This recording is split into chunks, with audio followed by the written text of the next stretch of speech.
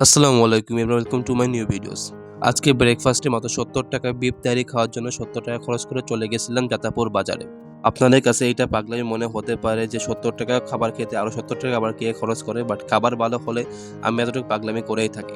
আজকে যে হোটেলটাতে গেছিলাম সে হোটেলের কোনো নির্দিষ্ট নাম ছিল না। তবে এই হোটেলটা হলো যাত্রাপুর বাজার থেকে ফকিরহাটের রোডে একটু হেঁটে গেলে ২ টা হোটেল পাবেন। একটার নাম আল্লাহদান হোটেল এবং এই আল্লাহদান হোটেলের পাশে যে নামদান আজান হোটেলটা, এখানে পেয়ে যাবেন এই তেহারিটা। হোটেলটা খুবই ছোট এবং সিম্পল ছিল এবং অনেক বেশি পরিচ্ছন্ন ছিল না। তবে এই ধরনের হোটেলগুলোতে অনেক বেশি হাইজিন মেইনটেইন করা হয় না।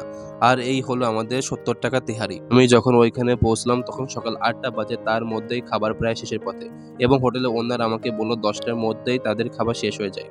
আর এই হলো ৭০ টাকা তেহারির দাম হিসাবে তেহারির পরিমাণটা ভালোই ছিল এবং টেস্টটা অনেক ভালো ছিল। তেহারিতে ছোট, ছোট গরুর মাংস অনেকগুলো পিস পাইছিলাম। এজন্য তেহারিটা অনেক বেশি ভালো লাগতেছিল।